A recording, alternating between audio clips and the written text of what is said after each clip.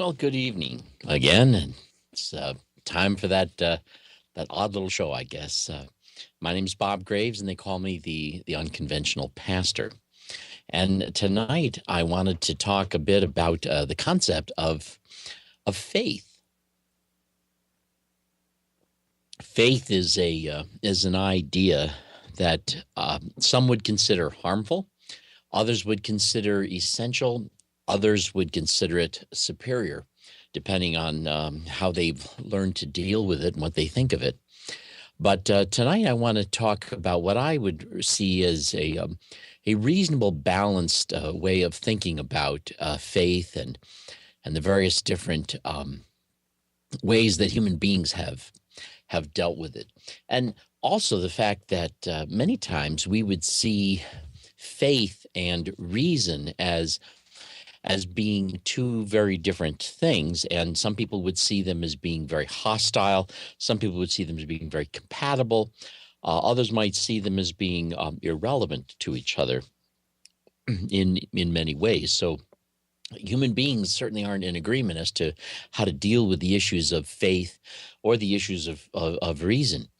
And tonight, I would so much love it if I could get more of your comments and participation as we talk about faith, and maybe even share a story or two that you might have.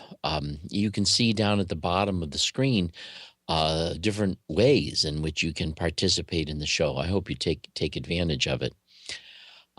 Anyhow, of the various different ways that faith has been understood is oftentimes juxtapositioned with reason. Faith is loosely defined as things you believe in, things you think of that are true, even though you don't have any proof of it necessarily. And I would consider that in that loose definition, that all of us are people of faith in various ways.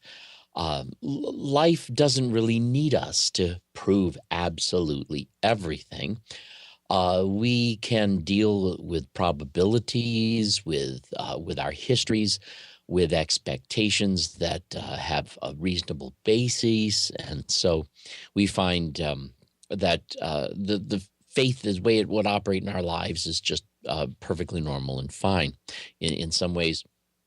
But faith being that where without verifying things, some of them that can't even be verified, we nonetheless have to make life's decisions based upon, in many ways, things that we trust to be true, trust to be so, even though we don't really know. And so faith is sometimes understood in that way. We might even use the word faith in terms of like when you have faith in a person, you trust them, you expect them to come through, you believe you can depend upon them, you might trust either their character, you might trust their abilities, their skills, and various things. And many times that faith involves something in the future, which obviously can't be proven because the future isn't here yet. But it's in juxtaposition, as we said, with reason. Whereas with reason, we try to come up with principles of logic whereby we can't be led astray, a way of verifying the verifiable, of determining the determinable, and things like that. And so reason tends to operate, with a sense of logic and a sense of eliminating certain options that really don't exist as options, thereby eliminating them. And that reason helps us to narrow down the likelihood of certain things as we look at them. Some people like faith. Some people like reason. Yeah, we can become attached to them. To some people, if they were called a person of faith, that would be for them a compliment, something that they would find meaningful. We have a viewer comment already. This is awesome. Uh, what you're calling faith, I've come to call guessing. And sometimes I do guess at things and believe in guesses. I've come to view faith as the leap toward the invisible, which we make based on some degree of evidence or theory. That is, the final test that proves it true or false. That test may last a second or perhaps even decades, but I think it should um, eventually verify what we believe. I can agree with a great deal of what you're saying there, although there's some of it I would not necessarily agree with. For one thing, I don't believe human beings have the ability to verify everything that we may come to believe. And I don't think also that it's even important that we do so. Um, you know, I mean, just in a hypothetical way, in a way that I don't. Suppose you're a young person and you're deciding, what you're going to do with your life, and you decide you're going to become a computer programmer, and maybe you do, and maybe life works out fine. Do you ever stop to think maybe if you'd been an architect, it might have been better? There's no way to verify this. And if you found your life meaningful, who cares? In a sense, we don't measure our lives based upon whether or not that decision we made was in fact, the better of all possible decisions. It's not even necessary to know that. In fact, I would even wonder if in reality, those outcomes don't have anything to do with whether or not our life is even better. How we handle the things we face may have more to do with how successfully we live our lives than whatever it is in particular that we're facing. So, but I understand the sentiment here, and but I would be one who would want to put faith and reason in. If I were to put a Venn diagram together, there's some overlapping and there's some exclusivity. There's some exclusivity to each of those domains. First of all, I would, but thank you for the comment. And I think that I think that one of the things I plan to say tonight is that I think that people of faith have taken faith too far. That faith particularly in fundamentalism and in evangelicalism and in much of traditional Christianity is nonsense. And I'm a person of faith, as I say that. As a person of faith, I mean, I believe in Jesus. I really do. I believe in God. And to me, that is a very meaningful part of my life. But at the same time, I think that a lot of the theology that we've adopted is utter nonsense and very unreasonable in many ways. I first became aware of the idea of having faith and reason both as important in my life through the influence of Charles Finney, who I originally used to like a great deal of what he said. I've since come to reject much of it, although I liked the idea of what he did. He was a former attorney and a terrific arguer, a person who really knew how to argue a point, a deep thinker. And he actually found himself, when he became a Christian, very much at odds with traditional thinking for reasons that he found traditional theology unreasonable, and he felt that theology should remain to a degree reasonable.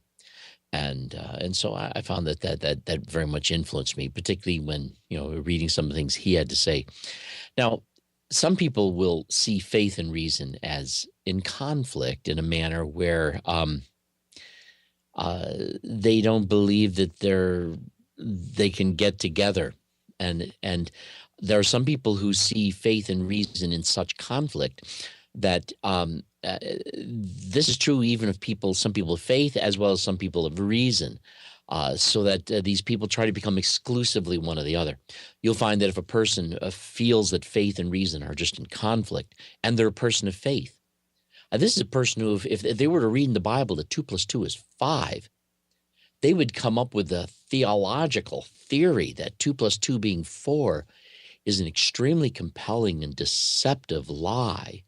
And when you show them the proofs for why 2 + 2 is really 4, they would only see that as, see what I'm telling you, how just absolutely dangerously deceptive this is, you know?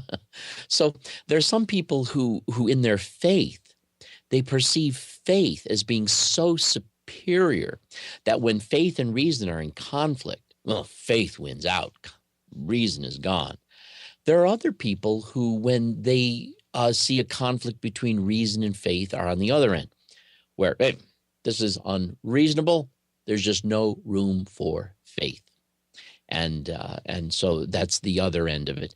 Although I do think I would, I'm not on either one of those extremes. I think that sometimes people given to extreme faith are trying to simplify life by gambling with something they think makes it a lot easier to deal with.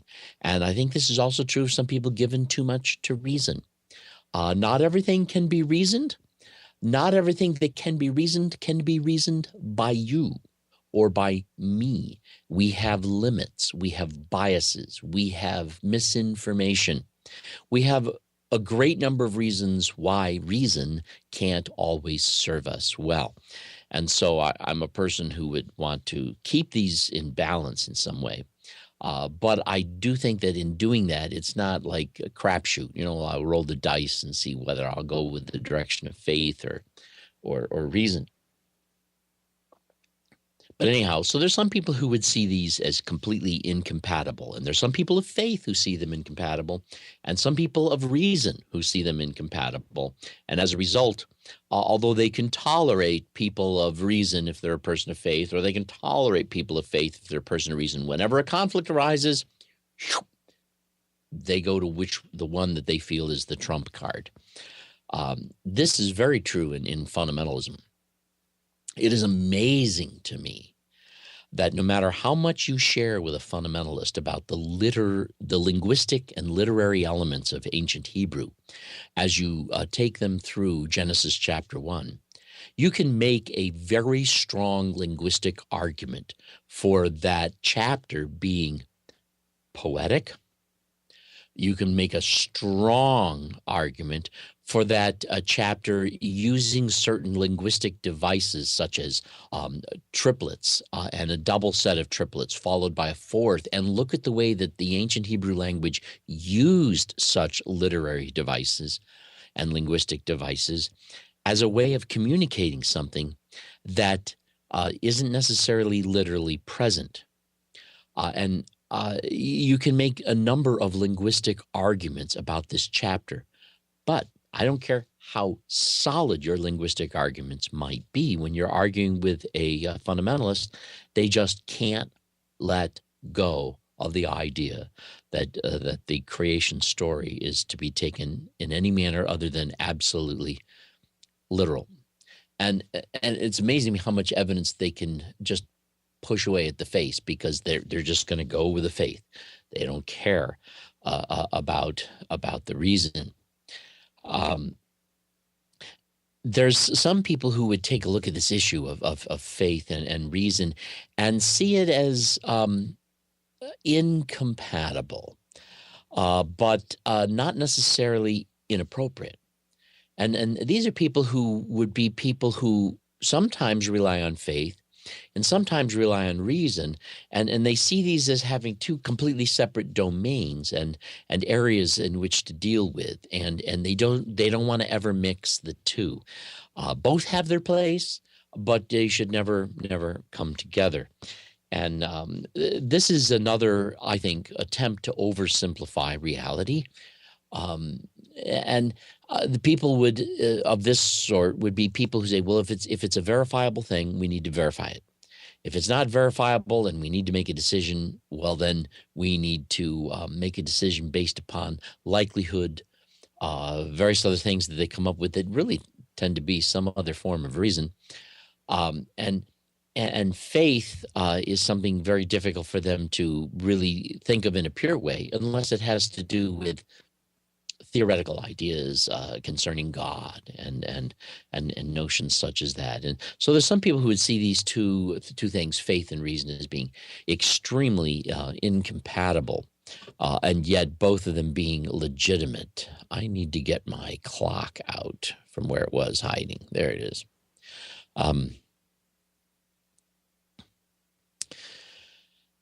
Then there are some people who would see faith and reason as possessing a weak compatibility. They think that dialogue is possible between faith and reason, and that there's some common sharing of areas.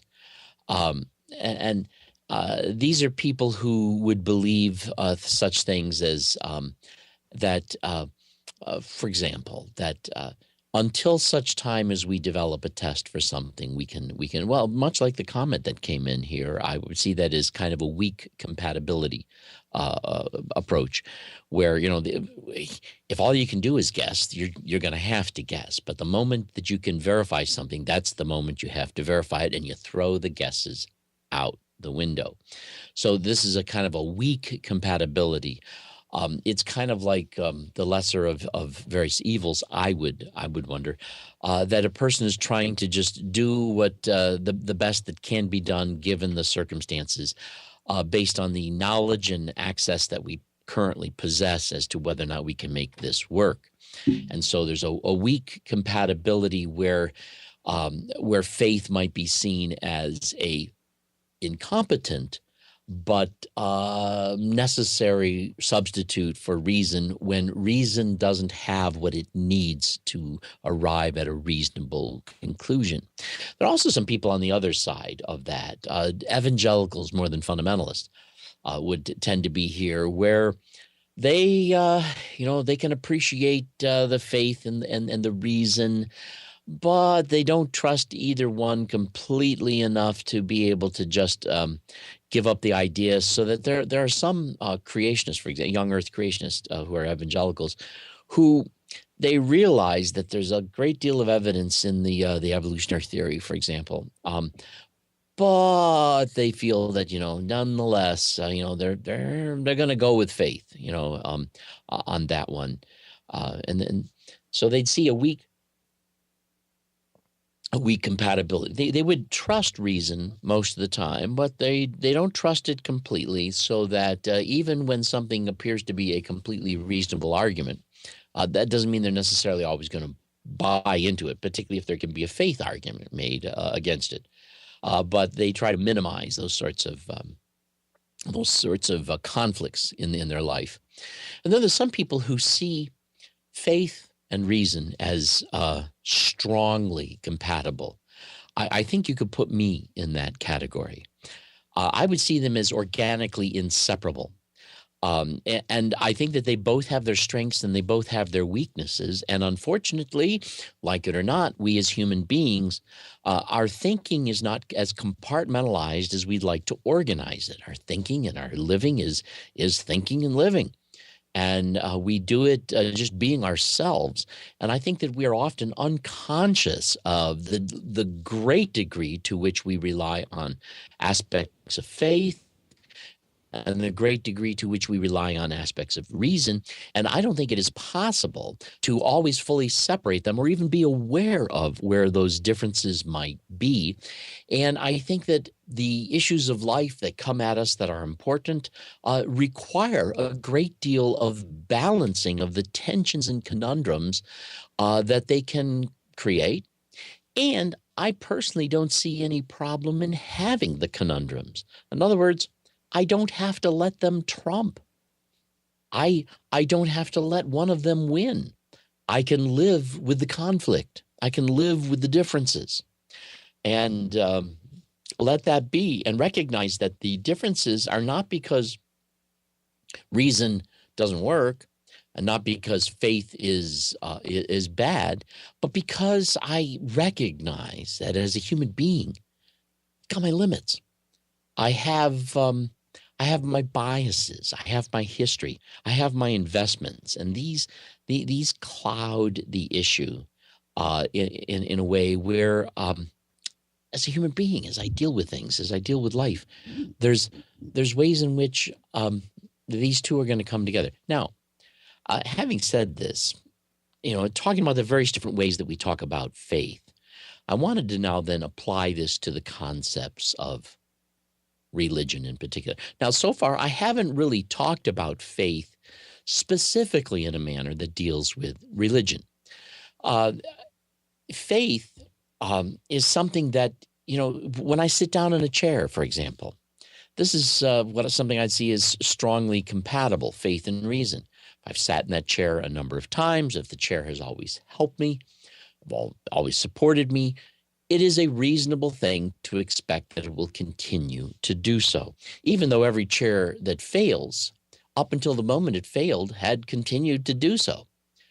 And not only that, but every chair that failed eventually, failed eventually.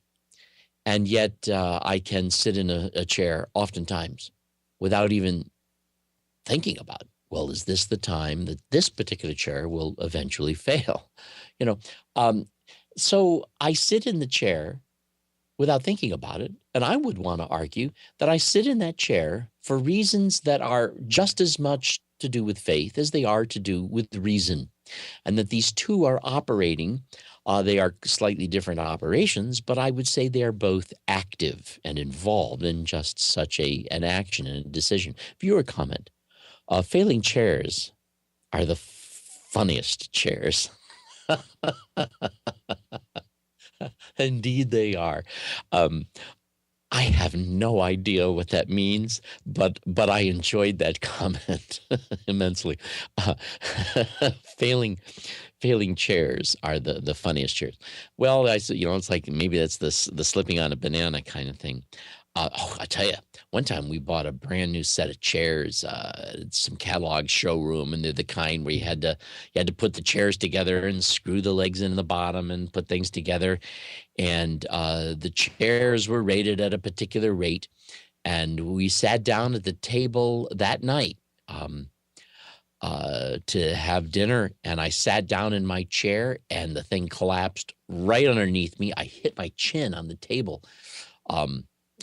Good thing I didn't break my jaw, but I'll tell you what a startling thing that was. And the chair, what it was, the part that failed on it was that two of the legs, the wood dowels that stuck into the bottom of the chair seat, just cracked right there. I don't know what wood they were made out of, but it certainly wasn't as hard or robust a piece of wood as it needed to be. And so boy, that was a shock. And, I wasn't that heavy of a guy, but boy, they just failed right away. And it wasn't very funny. Well, I can laugh about it now. But anyhow, I would argue that when we sit in a chair, that there is an element of faith and an element of reason that is going on in why, when we sit in a chair, we don't even stop to think about it. It's not just that there's a habit of sitting in the chair, but that the habit remains and works for us because of reasons that have to do with both reason and faith inside of us. I would say that a lot of relationships operate through a combination of reasonableness and faith.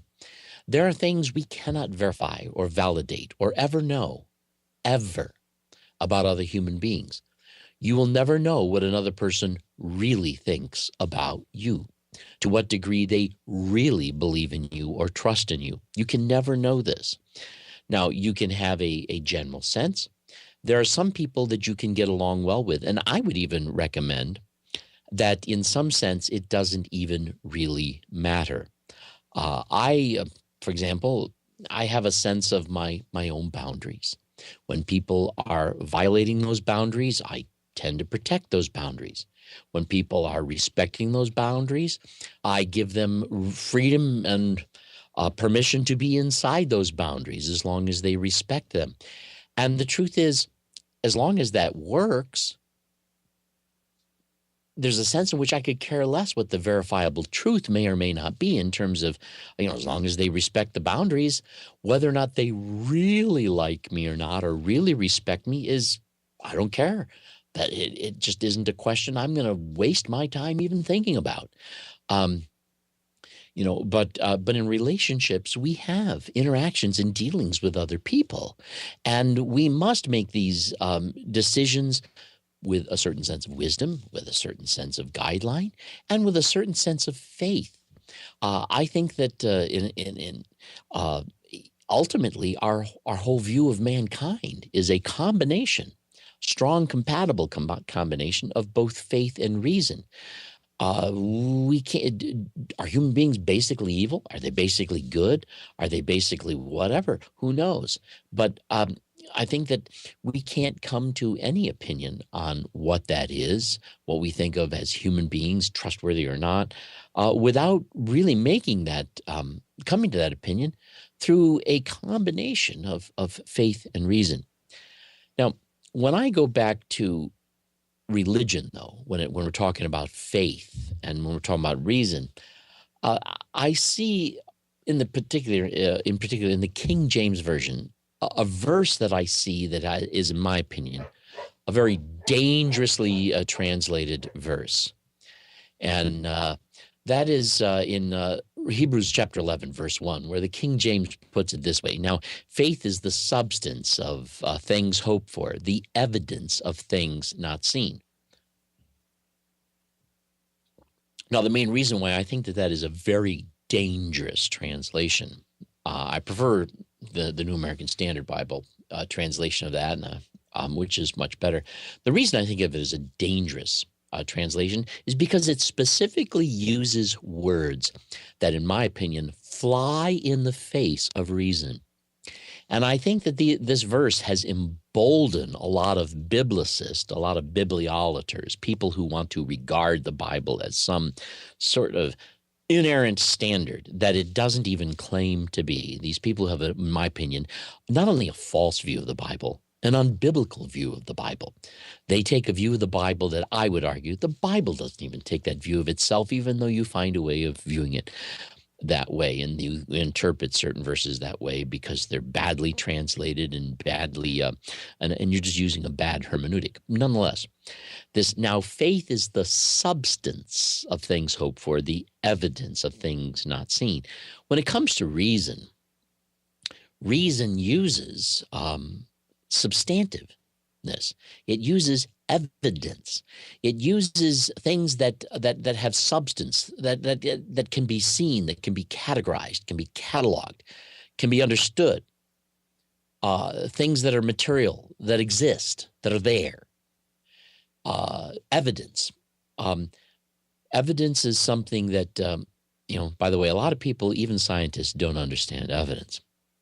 So let me arrogantly tell you something about evidence. When a forensic, for example, investigator goes to a crime scene and they find fingerprints and blood samples and fibers and various other things, they're collecting evidence.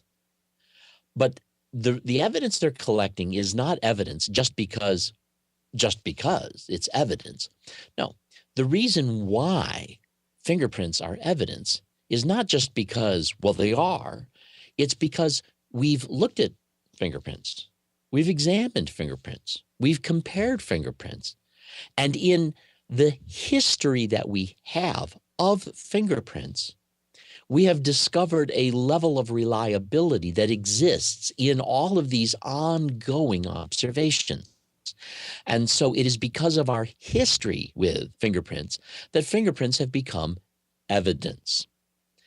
It is because of our understanding, our ability to understand the science of fibers, that fibers have become evidence. It's because of so much that we have learned about the genetic and chemical composition of blood and this, that some of these bodily fluids can become evidence. Evidence is not something that simply exists. There's the evidence. That's what it proves. All evidence that exists as evidence came to become thought of as evidence, acquired the rank of evidence because of our history with it, demonstrating itself to be reliable. But some people seem to think that evidence is something that is logically connected to what it is evidence for. And that's not true. It is something that is historically and logically connected. And therefore, there can be things that are truly evidence, but there's no history, or there are no observation methods. For example, if a crime had been committed, say, in the 1930s, and there was plenty of biological material around, then there's plenty of evidence, but nobody around to either interpret it or even understand what it is that they're dealing with. And so the evidence, although it exists, is useless because there's nobody who understands the evidence. And DNA didn't become useful evidence until it had been tried, put through the test, and found to be useful in the way that it is. And so evidence is something with a history. This brings me to the question sometimes where faith and reason are at odds with each other. Some people are looking for evidence for God. And I want to say, well, excuse me, you're a scientist and you want to find evidence for God. What history do you have with the evidence? What evidence could there be? And if you were to suggest something that could be evidence, what history do we have with that? How can we verify it? The truth is, you're looking for something that hasn't yet to be, that can't be defined. You're trying to deal with evidence as if evidence was something that existed in and of itself, all by itself, without a history, without a reputation having been acquired. That's unreasonable. That's crazy. That's too synthetic. There's a real problem there. So, but the thing that the problem I really have with this King James Version translation of Hebrews 11:1 is it, excuse me, it calls faith something substantive. It calls faith something that is actually evidence. Now, this is way strong. This is the in conflict view, as far as I can take it, where if you needed evidence that 2 + 2 isn't really 4, but that it's really 5, well, faith can be that substance and be that evidence. And with the substance and the evidence, well, there you go. And this raises faith to a level, not just to a level, but brings it into a domain that it doesn't belong in. And this is a serious problem. And I believe that this is part of what has made religion go awry. And by the way, I think that faith has a lot of enemies that dislike faith, that come up with all these arguments against faith. But I got to be honest with you. I think that part of the reason why there's so many people out there who hate faith, who want to put faith down, is because you have, very appropriately, gotten tired of all the stupidity that gets shoved down your throat by people who claim that by faith they know this stuff.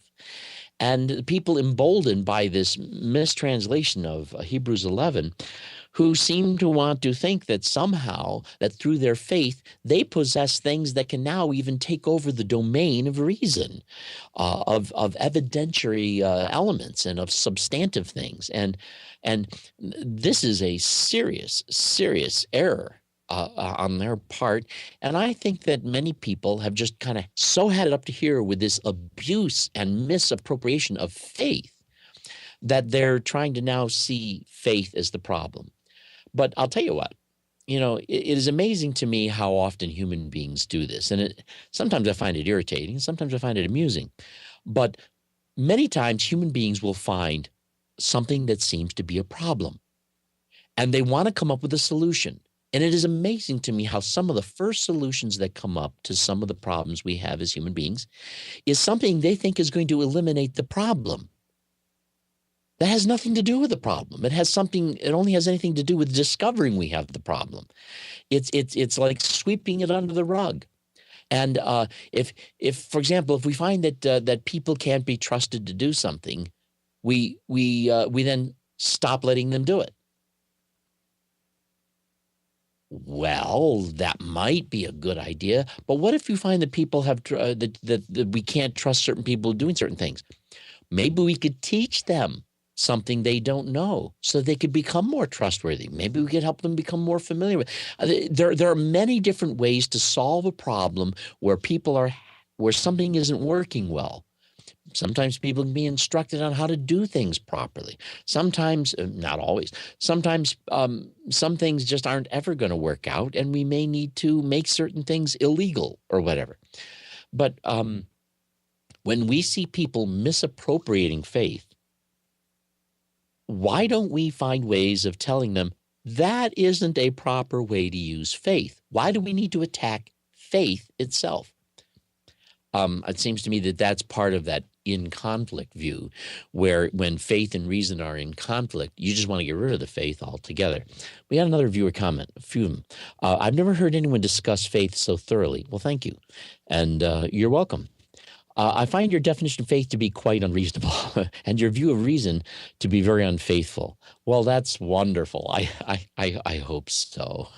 That sounds like a Joey comment almost. I could be wrong, but my faith tells me it's Joey.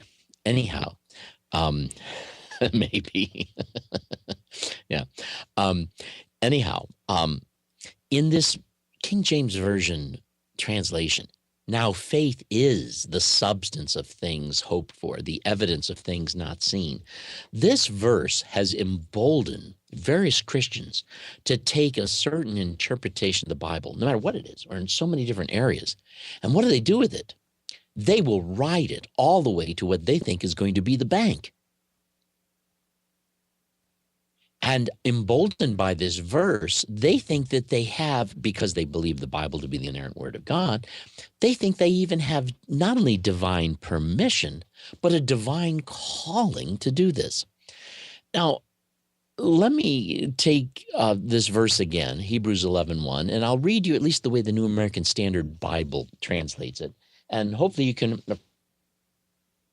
appreciate the difference. I had a little doggy come in here and kind of looking for, oh, hi, Aria, my little doggy, Aria. Let me just show you Aria here a moment if I can. Hi, Aria. Can you say hi? Yeah. I can't. Come over here. Yeah. There's Aria. Just had to come in and get some attention, I guess. Yeah. Okay. Well, there we are. I'll talk to you later.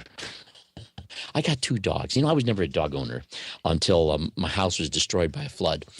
I didn't want dogs. They damage property. They do stuff. And then one day my house was destroyed by a flood, and I'm caught with the task of rebuilding it. And I was going to a place where I was buying a boiler to rebuild my hot water system and my heating system. And they had a sign on the door, puppies, will be available a certain day just before Christmas. And I saw the sign. And I thought, I should get a puppy.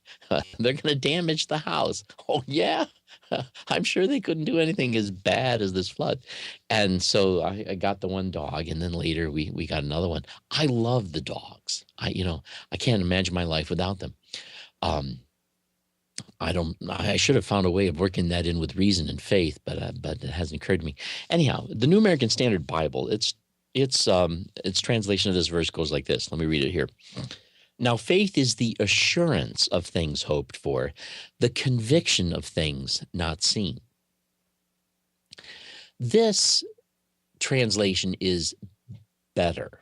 I didn't have time to do as much study as I wanted to come up with my own translation here. When I do come up with a translation, I compare what other translations have said, but I try to see if I can find a history of usage of certain words to see if I can gain a sense of linguistic function and usage to see if I might be able to understand something beyond just what the words tend to be defined as.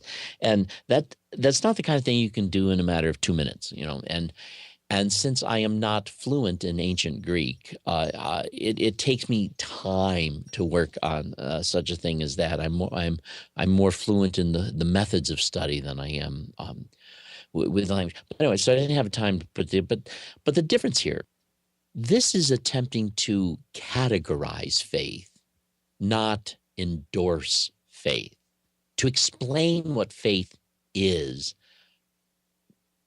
in distinction to other things such as reason. Whereas the way the King James Version put it, the King James Version defined it very much in reasonable terms, which was, in my opinion, an absolute attack on reason and a destruction of faith, I might add. But at least in the New American Standard Bible, we have this concept here that there are times when we need assurance for something. Now, regardless of whether we're talking about religion or not, before we can commit ourselves to certain decisions, we have to feel comfortable with those decisions to a certain degree. We have to be comfortable with the level of risk. We have to be comfortable with the unknowns. And there's a sense here in which faith is being described, as the way the New American Standard Bible has translated this verse, as something where, there's a level of assurance that we can have. It's not proof, it's not substantive, but it is something that gives us comfort with the risks that we're involved in. The conviction of things not seen is in some ways a little bit stronger, because there's some things we can believe in that we don't have proof for, and yet we can believe in them very strongly. And conviction is a better word than, say, evidence. Evidence implies that I've proven it, whereas conviction means I am very, very comfortable with the conclusions that I have drawn. And that's a very different thing. Now, if we apply this to faith in terms of even our religious faith, here now we're not trying to claim that any faith that we have is something that possesses a substance as real as that which reason deals with, nor are we claiming that we have evidence that compels or proves anything. Viewer comment. My last comment was a joke, but seriously, your view on faith, did you reason that out? And your view of reason, is there any level in which you simply have faith that what you've concluded is correct? Well, I did say that I believe I'm a strong compatibilist. That is, I believe that who we are as human beings, that faith and reason are something that operate cognitively within us together so seamlessly that even we don't have all the skills necessary as human beings to really separate them. We don't know. I don't know. I don't think anyone really knows exactly where reason ends and faith begins in all of our thoughts that I would perceive as being so complex, so chaotic, so thrown together with so many different variables that we just, as human beings, learn to operate in a combination of faith and reason that is mixed together in an unknown combination with ingredients that are not always clearly known. But if we try to be educated, try to be observant, try to be thoughtful, we can isolate and identify faith and reason very often, but not always.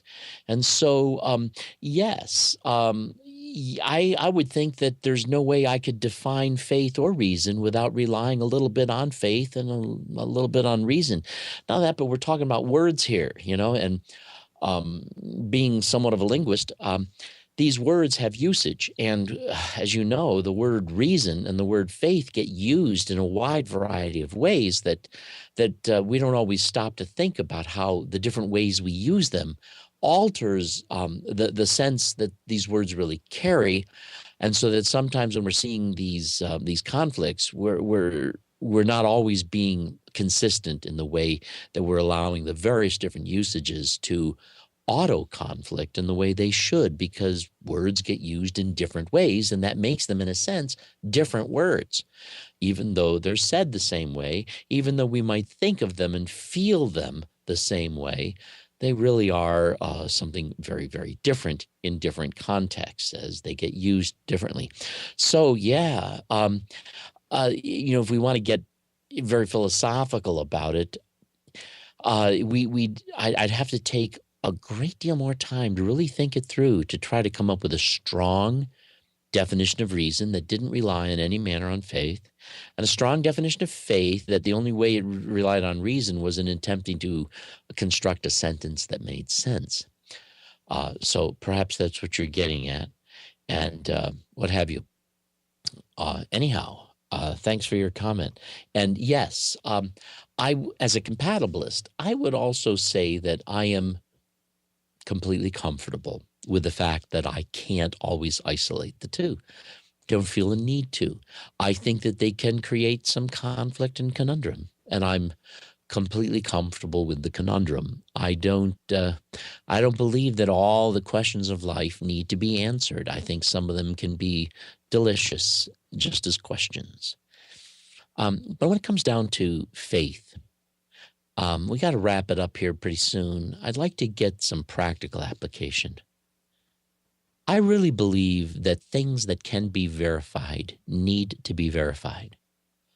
I think that when things can be verified, unless we can demonstrate that the method for verifying it fails, I think we need to submit to the verification. Not everything that's claimed to be reason indeed is, but when it stands the test, I think that reason needs to be accepted, embraced, and submitted to as credible. I would use the word authoritative, but I think we tend to use that word incorrectly many times, so I want to avoid that a bit. But there is a certain amount of authority in reason. But I think that also that in faith, we realize and we must accept the fact that as human beings, we do not possess the sort of skills or the set of perceptive, our eyes, our ears, our brains, we don't possess the level of perception that qualifies us to make all of our decisions based on reason. And some of those decisions involve making decisions that have to consider possibilities we cannot verify, and in things that are not even really all that verifiable.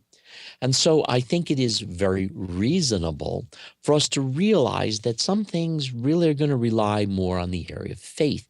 And it's because these questions possess qualities and features that are beyond the possibility of verification, not just that we haven't done it yet. Not everything will necessarily be that way. But I think that when we approach faith in God, when we approach the kind of faith we want to talk about, it's radically important that we realize we can't start talking nonsense. We can't start saying things like 2 + 2 is really 5. We have to recognize that reason has a place, and where reason is in its place, there's nothing you can do to displace it. Faith is not a way of displacing reason. Now, when you think about it, we read about how Abraham was called to seek a city whose builder is God. And you read in Hebrews 11, a lot of people who did certain things by faith. Now, these people didn't behave necessarily unreasonably, but they did act in ways where they were trusting certain things that couldn't be verified. And the payoff was immense. It was great. And I think that in some ways, this is the way a very successful businessman, he's got faith that a particular product is going to make it to market, can do this and do that. And he sometimes does this. He might, if he can, try to do some market testing. But even there, you can't determine whether or not the market testing was really relevant, really going to apply to the way this product was really going to interact in the market. And many times, a great deal of success can come from people who had a great deal of faith in pushing something forward. And when it comes to answering the questions of life in the sense of our spirituality, I think that faith has a very good place. But I would urge many people to consider the possibility that they seek to allow faith and reason to be strongly compatible, to be strongly interwoven in such a way as it's not even worth always arguing it out. That we can be enriched by being very open to both, but without having to make them at odds with each other, respecting the strengths and the weaknesses of both, and the limits of both, and not seeking to think of them as only things that are at odds with each other, that have to have separate domains, but realizing that there's just so much going on inside of the human brain as we think, that there are ways in which I think they're just so organically interconnected that nobody can always clearly isolate the two. It might not even be possible in any manner, in a real way. Anyhow, those are my thoughts tonight about faith and reason, and it certainly has had a big effect on me in terms of the way I've allowed my theology to submit to reason, and the way I have allowed reason to not destroy a sense of faith in God and what have you. So that's about all we have time for tonight, and I'll see you again on Wednesday. Thank you so much for listening. Bye. And thank you for your comments. It was very good.